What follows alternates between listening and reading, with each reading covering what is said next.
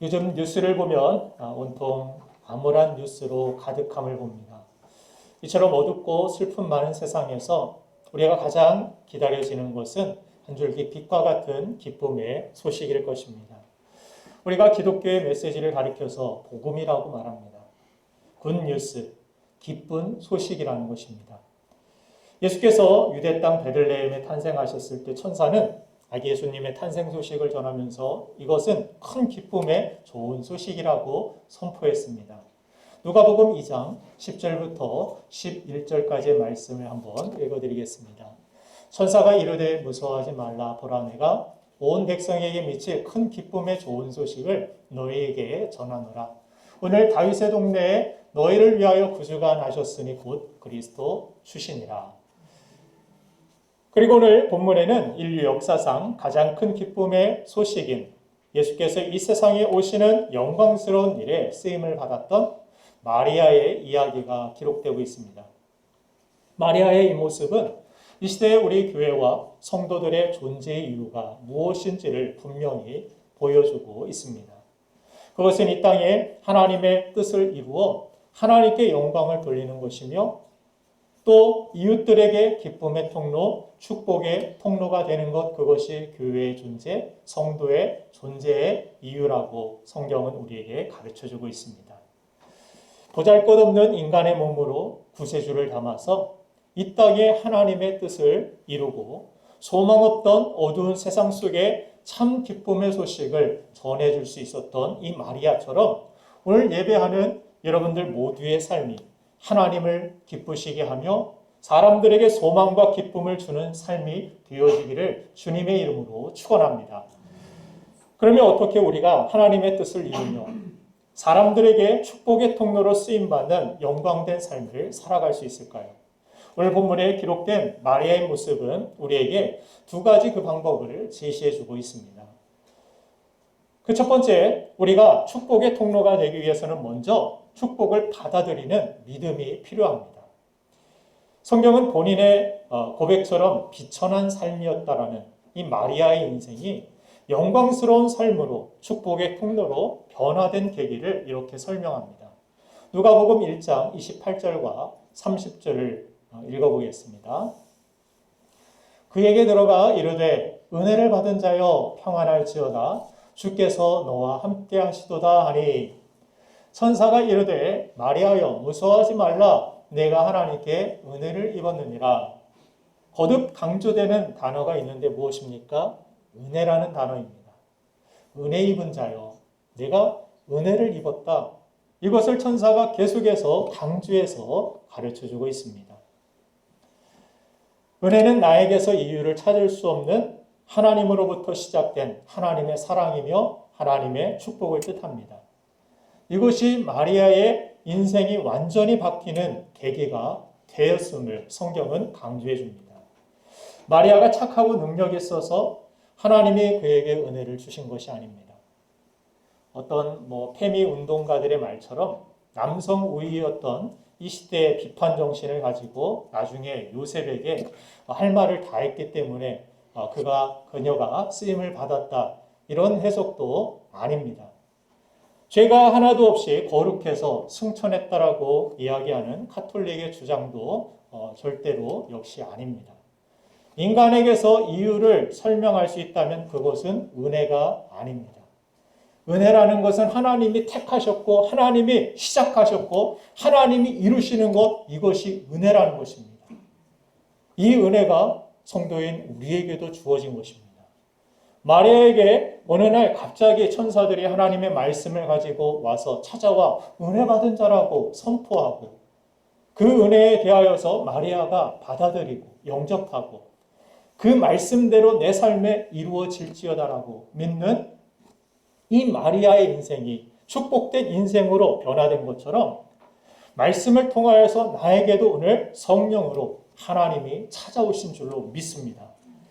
우연처럼 내가 하나님의 말씀을 듣게 되었지만 아는 누구로부터 이끌려서 교회로 찾아왔던, 어쩌다가 설교 말씀을 듣게 되었던, 하나님의 말씀을 우연히 듣게 되었지만 이 말씀을 내 삶에 그대로 영접하고 받아들이고 믿으니 우연이라고 생각되는 이 일이 운명이 된 것입니다. 비천하게 살던 그의 운명이 축복의 삶, 축복의 통로로 살아갈 수 있는 운명으로 바뀌게 된 것입니다. 이 땅에 성탄으로 오신 예수님이 나에게 말씀으로 찾아오셔서 은혜를 베풀어 주신 줄 믿습니다. 우리도 이 사실을 의심이 아닌 믿음으로 마리아처럼 받아들이는 것이 필요합니다. 하나님께서 나를 찾아오셔서 축복해 주셨다라는 이 축복에 대한 확신을 가지고 우리는 살아가야 됩니다. 제가 아침에도 어떤 청년에게 네가 복댕이라, 네가 복덩이라 하나님의 은혜가 네 학교에서도 네 직장에서도 그렇게 임하는 거야. 이런 선포를 했고 이런 이야기를 해주었습니다. 제 자녀들에게도 누누이 이야기하는 것입니다. 네가 어떤 선택을 하든 하나님이 기뻐하시고 하나님의 영광을 위한 그러한 비전과 목표가 분명하다라면 비록 부족하고 지금은 비록 연약해 보인다 할지라도 하나님은 하나님의 뜻을 반드시 네 삶 속에 이루어 주실 것이야. 너는 하나님이 축복하신 사람이야. 너는 하나님께서 함께 하시는 은혜를 받은 사람이야. 이 사실을 인식하고 살아가는 것이 얼마나 중요한지 모릅니다. 그러나 우리가 세상에 살아가다 보면은 세상의 환경 속에 주눅이 들어서 두려워하고 하나님이 나와 함께 하신다는 사실을 잊어버리고 내가 축복의 사람이고 축복의 통로라는 사실을 잊고 살아갈 때가 얼마나 많은지 모릅니다. 그러할 때 우리는 두려움으로 세상을 살아가고 염려 속에 또 빠져들고 세상을 부러워하며 세상을 동경하며 살아가는 우리의 연약한 모습을 다시 깨닫게 될 때가 얼마나 많은지 모릅니다. 우리의 삶 속에서 아무리 답답하고 아무리 어려운 상황 속에 있다 할지라도 안 된다, 못한다, 불가능하다, 우리는 망할 것이다, 이런 이야기를 해서는 절대로 안 됩니다. 이스라엘 백성들이 가나안을 들어가 보니까 얼마나 그 환경이 놀랍고 크고 두려운지 우리는 메뚜기와 같다라는 고백을 합니다. 우리는 그 땅을 차지할 수 없다라고 이야기합니다. 하나님이 약속하신 땅임에도 불구하고 말씀이 있었음에도 불구하고 그들은 말씀은 말씀이고 그 말씀이 이런 환경 속에 어떻게 이루어질 수 있느냐며 원망하고 불평하고 두려워했습니다. 그렇게 두려움에 빠졌던 사람들은 다 실패자가 되었고 그 가나안 약속의 땅을 밟지 못하고 죽어버렸습니다. 그리고 이 세대들과 여호수아, 갈렙, 그럼에도 불구하고 하나님이 우리와 함께 하셔 하나님이 우리에게 이 땅을 주셨다라고 약속해 주시지 않았느냐, 우리에게 말씀하시지 않았느냐, 그것을 그대로 받아들인 사람들, 그 사람들의 운명은 어떻게 되었습니까? 약속하신 대로 하나님이 말씀하신 대로 그 말씀이 모든 것을 다 이루는 것을 경험하게 되었고 보게 되었습니다. 이 성경에는 하나님의 약속으로 가득합니다. 하나님의 축복으로 가득합니다. 우리는 이 사실을 믿고 받아들이는 것이 중요합니다. 우리 환경이 지금 아무리 초라해 보이고 우리가 가진 능력이 아무리 부족해 보인다 할지라도 임마누엘로 이 땅에 오신 하나님이 말씀하신 대로 이 말씀을 이루기까지 나와 함께 하시고 이 말씀이 이루어질 수 있도록 하나님의 능력과 은혜를 우리에게 베풀어 주신다는 사실을 우리가 굳게 믿어야 하는 것입니다. 그래서 우리는 어떤 상황 속에서도 내가 믿은 지 얼마 안 되었어도 내가 긴가민가 하는 깨알만한 같은 겨자씨 같은 믿음만을 가지고 있다 할지라도 괜찮습니다. 하나님이 말씀하신 대로 이대로 내 삶 속에 이루어질 것입니다라고 내가 영접하고 받아들인다라면 내가 기도하는 이 기도에 언젠가 반드시 하나님이 나를 응답해 주신다라는 사실을 우리가 믿는다라면 하나님께서 은혜 주시면 됩니다. 하나님께서 승리 주시고 하나님께서 부흥을 주시면 됩니다. 우리가 내년도를 기대할 수 있는 이유도 우리의 근거에서는 우리 이 상황 속에서 코로나19의 상황 속에서는 찾아볼 수 없습니다. 그러나 내년도, 미래도 우리의 영혼까지 긍정할 수 있는 이유는 하나님이 계시기 때문입니다. 하나님이 나에게 말씀을 주셨고 하나님이 나와 함께 하신다라고 이 말씀을 통하여서 나를 축복해 주셨고 나에게 은혜를 베풀어 주셨다는 사실. 그래서 마가복음 9장 23절에 예수님이 이런 말씀을 하시죠. 할 수 있거든이 무슨 말이냐? 믿는 자에게는 능히 하지 못할 일이 없느니라 하시는. 할 수 있거든이 무슨 말이냐? 믿는 자에게 능치 못함이 없다. 우리가 기적만 바라는 신비주의자가 돼서는 안 되지만 우리가 신앙생활을 이성만 가지고 능력 없는 그런 인생을 살아서도 안 됩니다. 이것은 함께 가야 됩니다. 우리 판단과 어려운 환경들로 하나님을 제한해서는 안 됩니다. 항상 무궁한 능력을 가지고 모든 상황, 모든 어려움 가운데서도 능치 못함이 없는 하나님. 그 하나님을 기대하고 우리가 바라며 그의 능력 안에서의 그 승리를 위해서 기도하고 하나님만을 신뢰하는 그런 믿음의 삶. 그런 삶 속에 우리의 운명이 바뀌고 그런 삶을 통하여 하나님의 뜻이 이루어지고 그런 인생 속에 다른 사람들에게 축복의 통로가 되는 거룩한 삶의 변화가 있는 줄로 믿습니다. 자, 누가복음 1장 45절 말씀을 보면은 천사들이 그런 이야기를 하죠. 주께서 하신 말씀이 반드시 이루어지리라고 믿은 그 여자에게 복이 있도다. 이 여자가 마리아가 복이 있는 이유는 어떤 이유냐? 하나님의 말씀이 그렇게 너에게 이루어질 거야. 그랬더니 이 여자가 그대로 믿었다라는 거예요. 그걸 그대로 받아들였다는 것입니다. 우리 가운데서는 하나님의 말씀을 그대로 믿고 받아들이는 사람이 있는 반면에 그게 되겠어? 이런 의심으로 우리가 하나님의 말씀을 밀어내는 사람들도 있습니다. 사랑하는 여러분들, 우리도 마리아처럼 말씀대로 내게 이루어지이다 하는 믿음의 확신이 필요한 줄로 믿습니다. 축복의 통로가 되기 위해서 나를 나되게 하신 하나님의 은혜를 여러분들 아멘으로 받아들이시길 바랍니다. 하나님께 불가능이 없음을 믿으시고 하나님을 위한 거룩한 목표를 세우시고 도전하는 여러분들 되시길 바랍니다. 어려운 일들을 만나도 중도에 절대로 포기하지 마시고 하나님의 능력과 그 사랑을 믿으시고 끝까지 믿음으로 도전할 때 마리아처럼 우리의 인생을 통해 하나님의 뜻이 이루어지고 가정과 이웃에게 기쁨이 되는 복된 인생으로 세워주실 줄로 믿습니다. 자, 두 번째 우리가 축복의 통로가 되는 삶은 바로 순종하는 믿음이 필요합니다. 선사의 말을 들은 이 마리아에게 믿음이 생겼습니다. 그런데 그녀는 어떤 믿음이었느냐? 행함이 있는 믿음, 살아있는 믿음이었습니다. 말씀하셨으니까 그 말씀은 나와는 상관이 없습니다가 아니라 내가 그 말씀 속에 내 삶을 통하여 그 말씀이 녹아질 수 있도록 자신의 삶을 내어드린 것입니다. 이제 하나님의 말씀대로 하나님의 뜻이 그 뜻대로 이루어질 줄로 믿습니다. 그렇게 원합니다 하는 이러한 믿음을 가지고서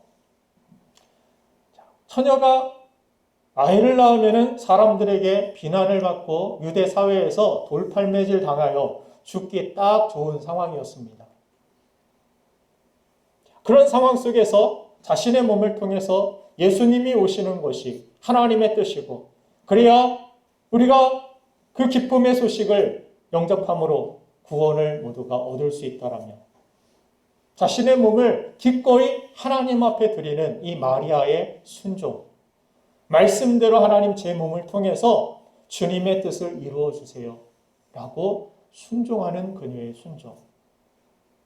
이것이 그녀의 인생이 자신의 고백처럼 나는 비천한 인생입니다가 아니라 이제 사람들에게 너무 추앙해서 문제가 될 정도로 정말 복 있는 여자, 예수 그리스도의 탄생을 누구보다 몸소 체험하고 또한 가까이 보고 또한 주님의 그 영광을 바라볼 수 있었던 이 마리아의 삶. 저와 여러분들의 삶도 마찬가지입니다. 하나님의 아들이 우리를 위해 이 땅에 오셨다라면 십자가에서 그 생명을 나를 위하여서 하나님의 뜻에 순종하여 버리셨다라는 것을 믿는다라면 우리도 하나님의 영광을 위하여서 우리 자신을 드리며 사는 것이 마땅한 것입니다. 하나님의 말씀이 가장 온전하고 복되다라는 사실을 우리가 믿는다면 하나님의 말씀에 순종하며 사는 것이 마땅한 것입니다. 하나님은 순종하는 사람을 기뻐하시고 사용하심을 성경 전체에서 우리에게 강조하고 있지 않습니까? 말씀과 어떤 열매의 이 링크, 이것을 연결시키는 고리가 바로 인간의 순종에 있었음을 성경은 우리에게 보여줍니다. 말씀은 많은데 열매가 적은 그런 삶이 우리의 삶이 되지 않길 원합니다. 많은 순종을 통하여서 하나님의 많은 그 말씀 약속들이 내 삶의 열매로서 가득 채워질 수 있도록 그렇게 복된 인생 가득해야 누구에게가 그 축복을 나눠줄 수 있지 않겠습니까?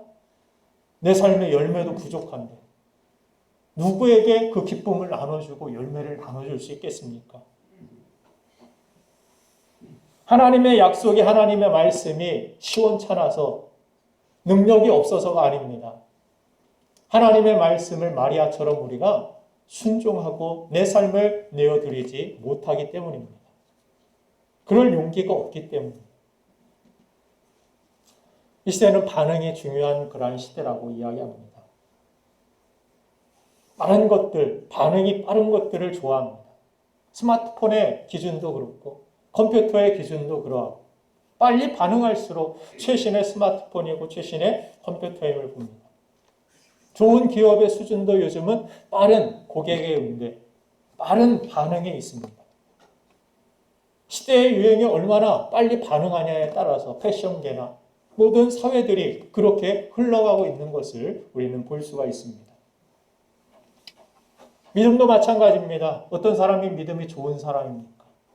하나님의 말씀이 떨어졌을 때 반응이 빠른 사람입니다. 생각해보고요, 나중에요, 우리가 이렇게 미루고서 하나님의 말씀에 순종한 것이 얼마나 됩니까? 거의 없을 것입니다. 내일 일은 우리도 모르기 때문입니다. 저도 설교를 준비하다가 여러분들께 올해 될 수 있으면 MBTI에 관련된 그런 설교를 준비하고 올해 하려고 했는데 여러 가지 상황들과 이런 환경들 속에서 그것을 미루게 되고 하지 못하게 됨을 보게 되면서 나중에 해야지, 뭔가 나중에 이뤄야지 그렇게 미뤄놓은 것들을 우리가 많은 부분 하지 못하고 그냥 잊어버리거나 하지 못하는 안타까운 모습들을 볼 수가 있습니다.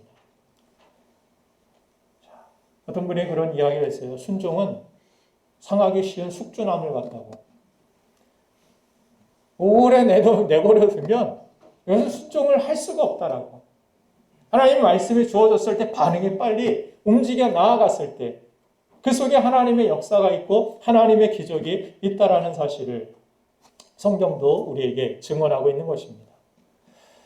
아브라함이 믿음의 조상이 될 수 있었던 것, 그의 행동의 모습들을 보면 어떻습니까? 말씀이 떨어지면 하나님 말씀 부여잡고 집을 그냥 떠나서 하나님의 인도하심을 따라가지 않습니까? 아들을 바치라 하면 아침 일찍이라고 성경은 그것을 강조합니다. 일찍이 마음 변하기 전에 아들을 데리고서 산으로 올라갑니다. 칼을 들고. 그렇죠?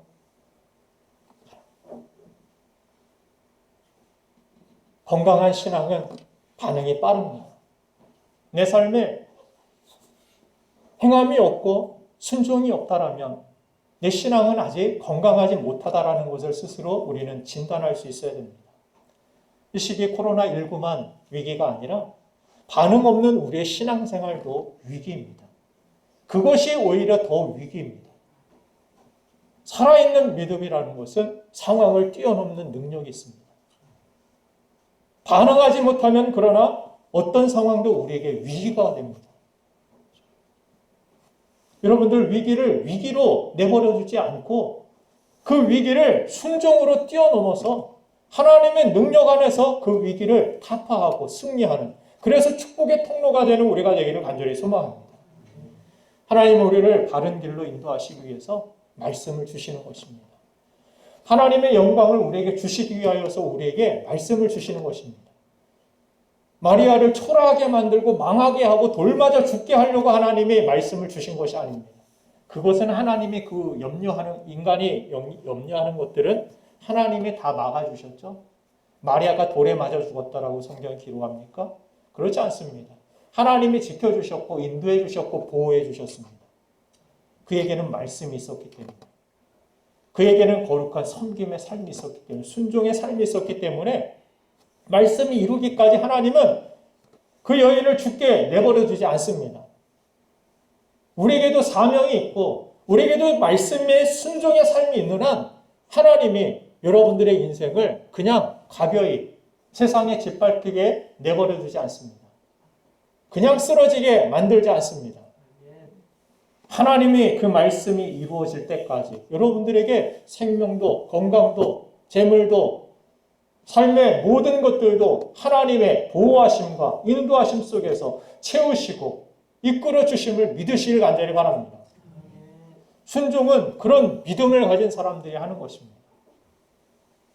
이것저것 염려하고 마리아가 나 결혼도 안 했는데 이거 배부터 이렇게 불러오면 나 분명히 돌에 맞아서 얼마 전에 죽었던 그 여인처럼 죽을지도 모르는데 이런 생각을 하면 순종할 수 없겠죠. 안 됩니다. 나는 그런 대단한 일을 할 사람도 아니고 하나님의 일은 하나님의 역사는 대단한 사람이 하는 것이 아닙니다. 말씀이 떨어졌을 때 오히려 성경은 부족한 사람, 연약한 사람 그럼에도 불구하고 하나님의 말씀이 내 삶에 이루어지기를 소망하며 그대로 순종하고 그대로 헌신했던 사람들 이러한 사람들을 통하여 하나님의 놀라운 일들이 이루어졌음을 우리에게 가르쳐 주는 것입니다. 그러나 말처럼 우리의 한계를 돌파하는 것이 또 순종하는 것이 얼마나 어려움을 우리의 현실 속에서 느낄 때가 있을 것입니다. 해보신 분이라면 그냥 설교만 듣고 돌아가신 분이라면 그런 느낌들을 갖지 않았겠지만 말씀으로 막 살아보려고 하고 그렇게 순종하고 헌신하려고 하는 그런 삶을 살려고 했던 분들은 쉽지 않았음을 느꼈을 것입니다. 목사인 저도 그 사실을 느끼면서 항상 하나님 앞에 기도합니다. 순종이 쉽지 않습니다.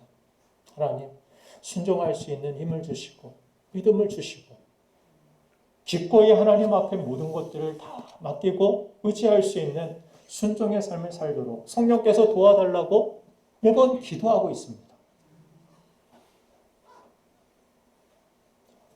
그렇게 쉽지 않으면 마리아처럼 우리 자신을 드리는 헌신이 뒤따르기 때문입니다. 순종은 그냥 생각하고 끝이 아니라 행동이 따라야 되는 것이기 때문입니다. 그래서 힘든 겁니다. 그래서 아무나 못하는 것입니다. 그래서 열매가 다 다른 것입니다. 우리가 정말 내게 말씀하신 대로 하나님이 이 말씀을 내 삶 속에 이루신다라는 것을 믿는다라면 그리고 말씀을 따르는 것이 내가 죽고 내가 초라해지고 내가 망하는 길이 아니라 하나님이 말씀을 주신 이유는 나를 영광스럽게 만드시고 나를 축복의 통로가 되게 하시고 나를 통하여 하나님의 놀라운 일들을 놀라운 기적을 이루시길 원하신다라는 사실을 우리가 믿는다라면 우리는 기꺼이 정말 어렵지만 힘들지만 기도하고 하나님 주신 용기를 가지고 담대함을 가지고 순종의 걸음을 우리는 다시 걸어야 될 줄로 믿습니다. 그래서 순종에는 작은 믿음, 큰 믿음이 상관없습니다. 나는 믿음이 작아서요.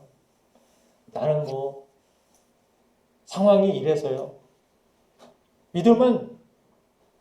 순종은 작은 믿음, 큰 믿음에 상관도 없고 상황이 좋아지든 안 좋아지든 상관없이 우리 성실하게 순종하는 삶, 한 걸음 한 걸음 나에게 오늘 주신 말씀, 나에게 주신 하나님의 뜻을 가지고서 한 걸음 한 걸음 하는 데까지 하는 거예요. 그렇죠? 여러분들이 그것을 하나님의 뜻을 하나님의 말씀을 우리 인간의 능력으로 한계로는 다 이룰 수 없습니다.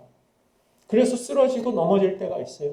그러면 또다시 하나님 앞에 기도하고 하나님의 말씀을 붙들고 또 내가 할 수 있는 만큼 한 걸음 한 걸음 나아가는 거예요. 오늘도 이 예배의 자리는 순종의 자리인 줄로 믿습니다. 그래서 이 예배가 축복이에요. 하나님은 이 예배 가운데 여러분들을 반드시 축복해 주실 줄 믿습니다. 그래서 우리가 어떤 하나님의 뜻을 이루는 데에는, 순종하는 데에는 완벽에 대한 이 강박관념을 버리는 것이 필요합니다. 다 준비되면 하겠다. 다 모든 것들이 계획이 되고 완전해지면, 완벽해지면 한다. 그러면 우리의 인생도 끝납니다. 그렇죠? 이를 이루시는 분은 하나님이시기 때문에 비록 작은 믿음, 깨알 같은 믿음이라도 그것으로 역사하실 수 있는 하나님을 우리가 믿고 내가 할 수 있는 작은 일이라도 순종하는 걸음이 중요한 것입니다. 믿음 생활에 그래서 양대의 기둥은 순종과 신뢰이죠. 순종이라는 것은 나에게 말씀을 주셨을 때 내가 할 수 있는 것을 하는 것입니다. 할 수 없는 것을 하라는 것이 아니에요. 예배할 수 있죠. 기도할 수 있죠. 우리가 전도할 수 있죠. 말씀들은 믿음 그대로 우리가 하면 되는 것입니다. 그리고 신뢰는 무엇입니까? 할 수 없는 것을 하나님께 맡기는 것입니다. 내가 최선을 다했어요. 그 결과에 대하여서 여러분들이 막 상상하고 두려워하고 어떻게 되면 어떻게 되지? 떨어지면 어떡하지? 잘못되면 어떡하지? 그건 여러분 손을 다 떠난 거예요. 다 준비하고 최선을 다했으면 그러면 어떻게 됩니까? 기도로 하나님께 맡기는 거예요. 하나님을 신뢰하고 모든 것들이 합력하여 선을 이루실 하나님을 바라보며 찬양하며 예배하는 거예요. 그렇게 맡기면 정리가 됩니다. 맡기면 완성이 됩니다. 믿습니까? 그래서 믿음 생활이라는 것은 끊임없이 우리가 할 수 있는 것들은 순종하고 할 수 없는 것을 신뢰하며 맡기는 것을 계속해 나아가는 것이 이것이 신앙생활입니다. 그런데 우리의 믿음 생활이 때로 엉키게 되는 경우가 있습니다. 순종과 신뢰를 맞바꿔 버릴 때입니다. 순종할 것을 자꾸 신뢰한다라고 맡긴다라고 이야기합니다. 예배드릴 힘을 달라라고 이야기합니다. 헌신할 수 있는 11조 할 수 있는 힘을 달라고 합니다. 아닙니다. 그냥 하면 됩니다.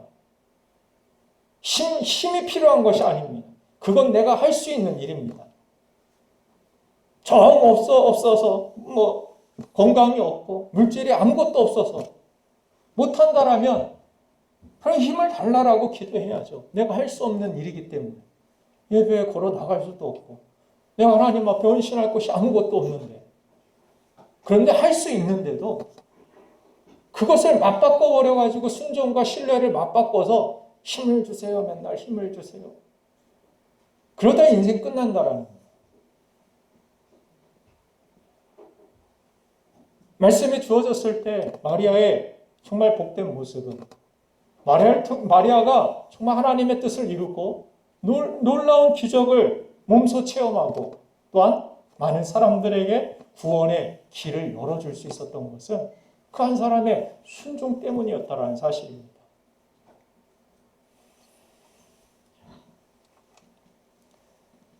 우리 삶 속에서 정말 주님께서 일하시고 역사하시는 그런 모습들을 보면 어떻습니까? 하나님이 기뻐하시는 뜻을 이룰 때에는 그 순종에 사람들을 찾으셨고 그 한 사람의 순종을 통하여서 그 가정이 변화되고 그 나라가 변화되고 정말 하나님의 역사와 기적이 그 한 사람의 순종을 통하여서 나오게 됨을 우리는 알 수 있습니다. 성경은 예수님의 한 사람의 순종을 통하여서 아담 한 사람의 불순종으로 인하여서 죄가 들어오고 고통이 우리에게 임하게 되었지만 예수님 한 분의 순종을 통하여서 하나님의 뜻이 놀랍게 이 땅에 이루어졌음을 성경은 우리에게 증언하고 있습니다. 로마서 5장 우리 19절 말씀을 한번 우리 읽어보도록 하겠습니다. 제가 읽겠습니다. 한 사람이 순종하지 아니함으로 많은 사람이 죄인 된 것 같이 한 사람이 순종하심으로 많은 사람이 의인이 되리라. 아멘. 한 사람이 중요합니다. 다른 사람들은 어떻게 살든 거기에다 관심 두지 마시고 내가 정말 그 한 사람이 되기를 원합니다. 나를 통하여서 우리의 가정이 정말 기쁨의 그 복음이 전해지고 나를 통하여서 우리의 가정이 정말 복을 받길 원합니다. 나를 통하여서 이 교회가 하나님의 뜻이 이루어지고 하나님의 축복의 통로가 되는 그런 삶을 내가 살길 원합니다. 내가 순종하겠습니다. 마리아처럼. 한 사람의 불순종이 그렇게 단체적으로 모든 사람들에게 죄인되고 어려움을 가져왔던 것과 반대로 한 사람의 순종이 그와 같이 놀라운 영광을, 놀라운 기쁨을 우리에게 줄 수 있다라면 우리는 그렇게 기도해야 되지 않겠습니까? 제가 그런 사람 되길 원합니다.